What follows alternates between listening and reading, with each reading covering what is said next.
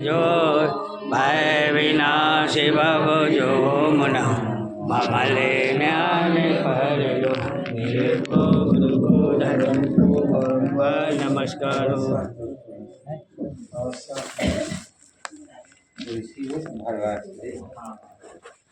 चलिए मंत्र से। ओम नमः सिद्धम ओम नमः सिद्धम ओम नमः सिद्धम ओम नमः सिद्धम ओम नमः सिद्धम ओम नमः परमानंद परम ज्योति चिदानंद ज्ञान स्वयं रूपं समं शोधं विन्देशाने नमः। तेज करो थोड़ा सा, काम है तेज करो थोड़ा। बोलिए श्री गुरु महाराज की जय हो। थोड़ी और बस हो गया सही है सही है।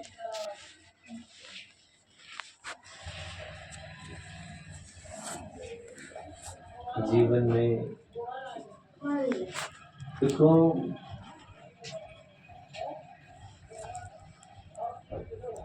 सम्यक श्रद्धान होना बहुत जरूरी है। सत्य की पहचान होना बहुत जरूरी है। सत का निर्णय होना बहुत जरूरी है। क्योंकि मार्ग गुरु महाराज ने लिखा है कि जो सत असत का निर्णय नहीं कर पाते हैं, मार्गम किम प्रवेशम च, वे मोक्ष मार्ग में प्रवेश कैसे कर सकते हैं। सम्यक दर्शन जिनको नहीं है, स्वानुभव जिनको नहीं है, तो मोक्ष मार्ग में प्रवेश नहीं कर सकते हैं। मोक्ष मार्ग में प्रवेश करने के लिए सम्यक दर्शन का होना अनिवार्य है। इसलिए आचार्य अमृतसर जी महाराज ने लिखा है कि अयि कथमपि मृत्वा तत्व कौतूहलीशन अनुभव भवमूर्तिर पार्श्वर्ती मुहूर्तम प्रथगत विलसंतम स्वम समालोकने तजस्वी जगत मूर्तिया सात में तत्व मोह। आचार्य अमृतसर जी महाराज कहते हैं कि ऐ कथमपि मृत्वा, ये भाई मर कर के भी, अब इससे शायद ज्यादा कठोर शब्द उनकी शब्दावली में न रहा होगा। एक आचार्य यदि जीव से कहते हैं कि भाई तू मर कर के भी,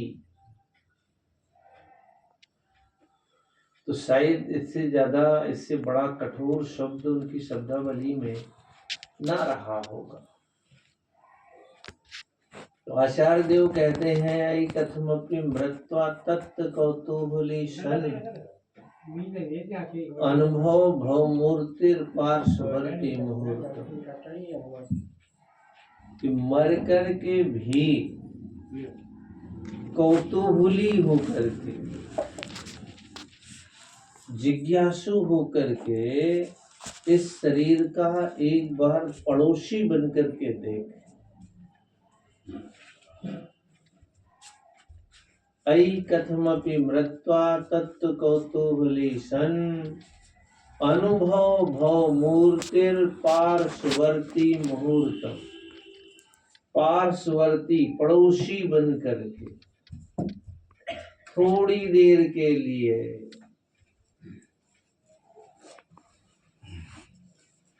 थोड़ी देर के लिए इसका पड़ोसी बन जा।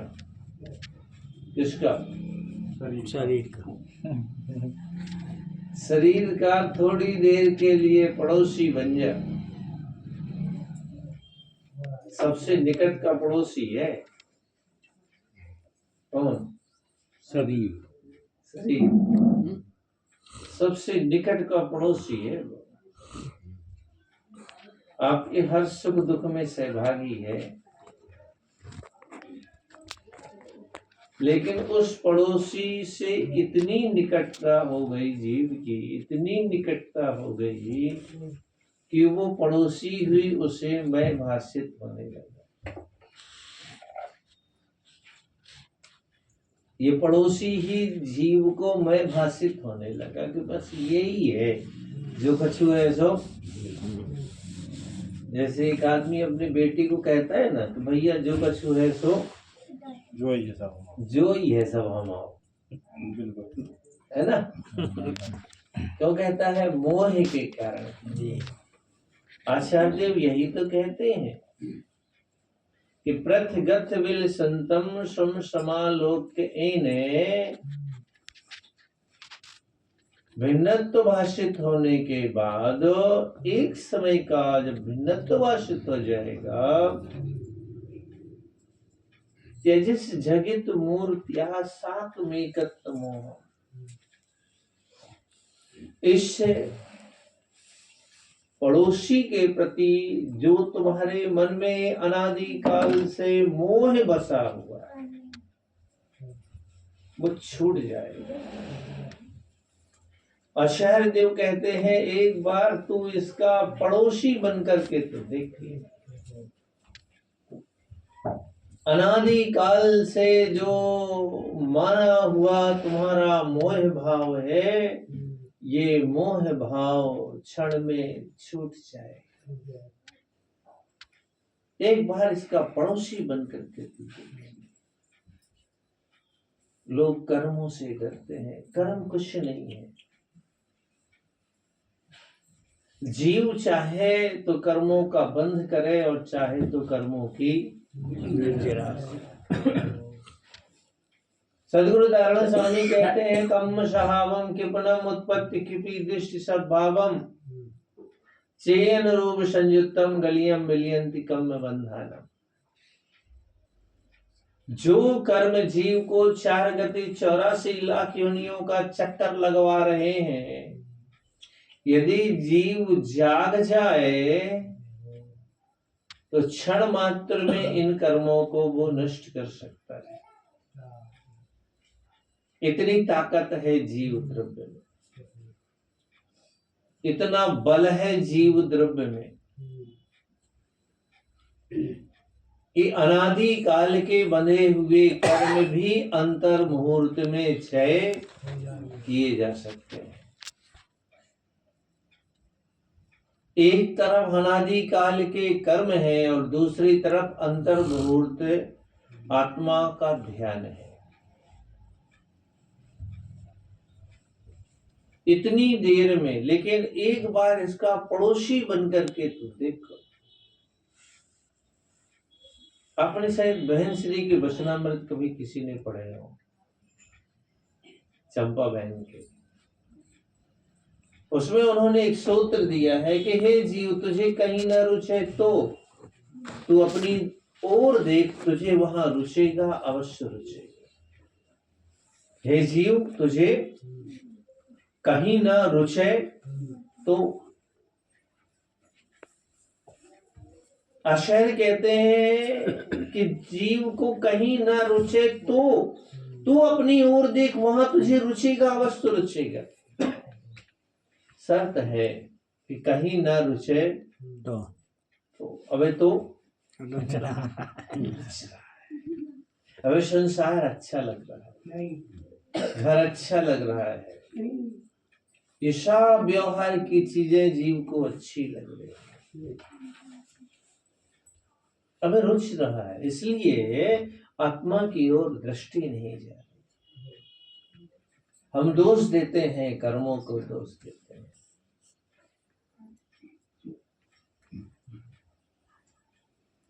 लेकिन जीव का अपना विभाव रूप परिणमन है। जिसके कारण ये कर्म आते हैं। कर्म ऐसे जबरदस्ती नहीं आते हैं। आप सोचे ऐसा थोड़ी है कि कोई कर्म आपसे जबरदस्ती आ जाए। जीव ही विभाव रूप परिणमन करता है। जीव का उपयोग ही विभाव रूप परिणमन करता है, जिसके कारण कर्म आते हैं और जीव के साथ संबंध को प्राप्त हो जाते हैं। बस इसी का नाम बंध है। बंध क्या है? जो योगन की चपलाई ताते हैं आश्रो भाई, आश्रो दुखकार घनेरे बुद्धिवंत ने। जो योगन की चपलाई, जो योग की चंचलता है। योग का मतलब क्या है? मन वचन काया। और कुछ भी है योग का मतलब?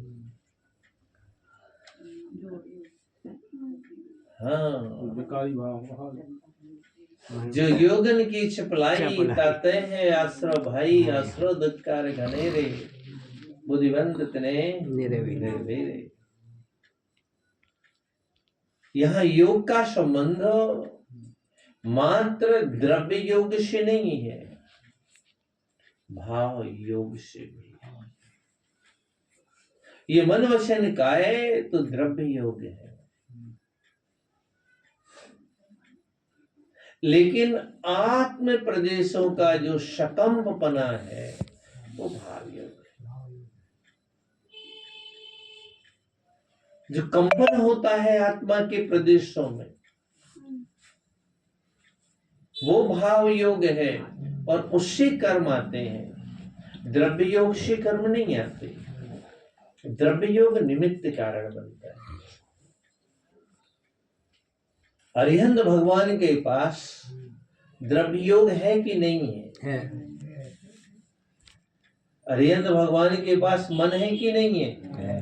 है?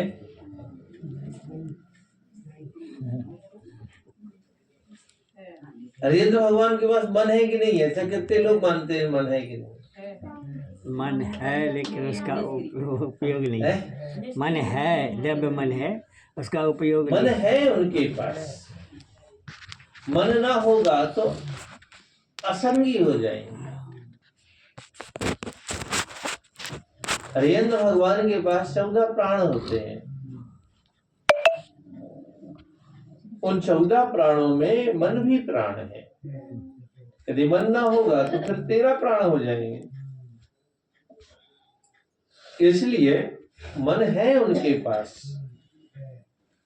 तो अरिहंत भगवान को कर्म का आश्रय बंध होता है कि नहीं होता? आश्रय तो होता है, बंध नहीं होता। आश्रय होता है लेकिन बंध नहीं होता उनको। तो मन तो उनके पास भी है, वचन भी है उनके पास, नहीं है? हरिहंत भगवान बोलते हैं कि नहीं बोलते? है? नहीं बोलते? अरे तो वाणी भाषा वर्गणा है कि नहीं है? नहीं, भाषा वर्णना तो है। भाषा वर्णना नहीं है? हाँ तो बोलते तो है। अब आप क्या, अच्छा हम आपसे पूछते हैं, केचुआ बोलता है कि नहीं बोलता? केचुआ वचन वाला है उसके पास। हाँ, अपन सोचे थे बोलत वही है जो हमें सुनाई दे है। वचन बल है, 2 इंद्री हो गया। रसना इंद्री भी है उसके पास ना, तो वचन बल भी बढ़ जाता है। रसना इंद्री मिलती है तो वचन बल बढ़ जाता है। वो आपको सुनाई नहीं देता, अलग बात है, लेकिन बोलता है, वचन बल है। इल्ली भी बोलती है, चींटी भी बोलती है, नहीं बोलती? चीता भी बोलता है, मच्छर मक्खी भी बोलते हैं, भौरा भी बोलते हैं। मच्छर की आवाज तो आउट है कहीं भी जा रहे क्या? मच्छर की आवाज तो आउट है मच्छर तो की आवाज आते है ना, क्योंकि वचन बल जहां से मिल जाता है वहां से बोलना शुरू हो जाता है। ये अलग बात है कि अपने को सुनाई नहीं दे, बट वो बोलते हैं, बल है उनके पास। तो अरिहंत भगवान के पास भी भाषा बरकड़ा है, वो भी बोलते हैं। एक्चुअली में अपन ने क्या है, कई चीजें सिद्धांत को गौड़ करके थोड़ी ज्यादा कर लिया है, जबकि उनकी भाषा बरकड़ा खिरती है, अनक्षरी होती है, ओंकारमयी। कोई अनक्षरी कहता है, कोई ओंकारमयी कहता है, कोई सर्वांग से कहता है। सुनो, ये सब महिमा बताने के लिए। एक्चुअली में उनकी भाषा बरगड़ा है, वचन बल है, और वो भाषा बरगड़ा उनकी ओंकारमयी अखंड निकलती है, सर्वांग से नहीं खिलती। अब उसे सर्वांग, जब बोलने का मुख मोई से है तो सर्वांग से कैसे गिरेगी? अब जो सोचो, हाथ से कैसे गिरेगी, पाँव से कैसे गिरेगी? हाँ, और अब कह देते महत्व बढ़ाने के लिए। सिर्फ अति संयुक्ति कर दी। हाँ, जैसे हमने एक दिन आपको बताया था ना, शिवहोती मुनि के साथ कितनी अति संयुक्ति जोड़ दी गई। बहुत ज्यादा। नहीं जोड़ेगी, जैनी कम थोड़ी है, एक की चार लगाने में कम नहीं है। हाँ, संसार में तो आदमी एक की चार लगाते ही है, लेकिन धर्म में भी एक की चार लगाता है। सुनो, धर्म सब में एक की चार लगाने की आदत है।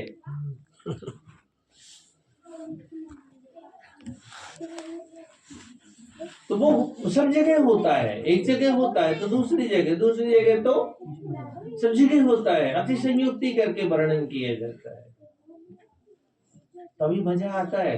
जब थोड़ी लाख लपेट करके लिखो ना, तभी तो पढ़ेगा। सीधी सीधी लिख दो, वो भी बोला था, हम भी बोला था, तो उनमें क्या विशेष है?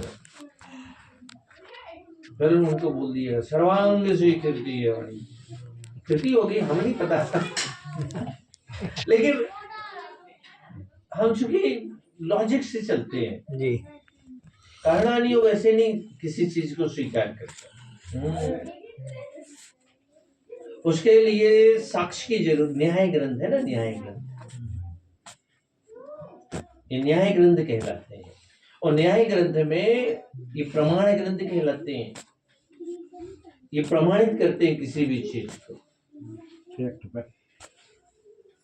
ये पूरा प्रमाणित करके बोलते हैं। ये पाव पाव, रत्ती रत्ती, तोला तोला, जितना जितना होता है ना, वो पूरा बताता है। सही है। द्रव्यनु कह देता है तू स्वयं भगवान है। भगवान है। करणानु कहता है भगवान ये घर को दे। कौन कहता है? हाँ, करणों ने कहता है भगवान ये तो अपने घर का बगीचे ऐसे। ऐसे नहीं है। कौन पूछ रहा हो? सही बात। कौन पूछ रहा है? तो स्वयं भगवान। कौन पूछ रहा हो बता? करना नहीं कहता, सुन, जब तक तू मेरी दृष्टि से भगवान नहीं हो जाएगा तब तक तू भगवान होने के बाद भी भगवान माना जाएगा नहीं। ये कहना नहीं। तो द्रव्य नहीं कहता, द्रव्य कहता तू स्वयं है। कर्म मर कहाँ लग रहे हैं? कौन कहता? कौन? द्रव्य कहता है तिलक कहाँ रहे हैं? नहीं हो तू स्वयं कहना नहीं कहता। ठहर ठहर, रुक रुक। वो न्याय बताता है, वो कहता है नहीं, तो अभी एक इंद्रिय है, दो इंद्रिय है, तीन इंद्रिय है, चार इंद्रिय, पंच। वो सब बताता है, हर जीव को न्याय से देखता है। ये करना नहीं कहता है। इसलिए तराजू होता है ना, तराजू ऐसे तोलने वाला,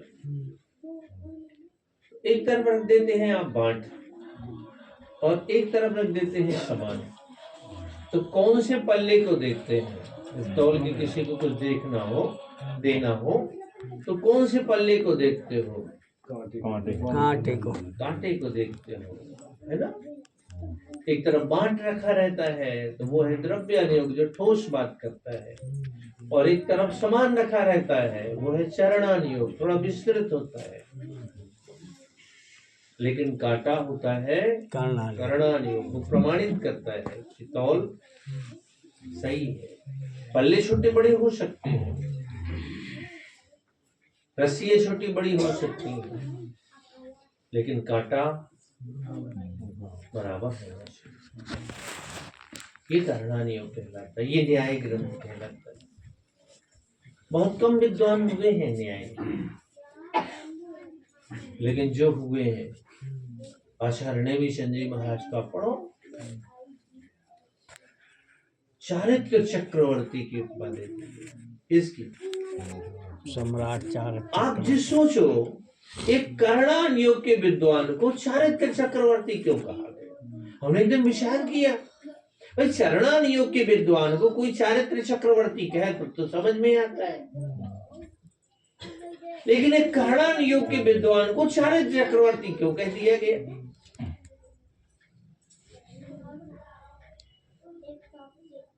इसलिए कहा गया क्योंकि करणानियोग जब वस्तु व्यवस्था को समझ लेता है तो चारित्र को भी शिखर पे पहुंचा देता है, परिणामों को शिखर पे पहुंचा देता है। इसलिए उनके लिए चारित्र। ये बंद कर लो, काय को भाग रहे हो? हाँ बंद कर दो, सही तो क्या। हाँ, जिनवानी छोड़ के भाग जाते यार। हेलो, अब मोबाइल बंद कर लिया करो। सही पता है आपको कितना, आपको ज्ञानावरणी दर्शनावरणी कर्म का बंद होता है, कितना होता है? सबका उपयोग भटक गया। सही। सुनो, तरस जाओगे उपयोग समेटने के, उपयोग नहीं इतना बंद होता है, इतना बंद होता है, जिनवाणी के विघन डालने में इतना बंद होता है।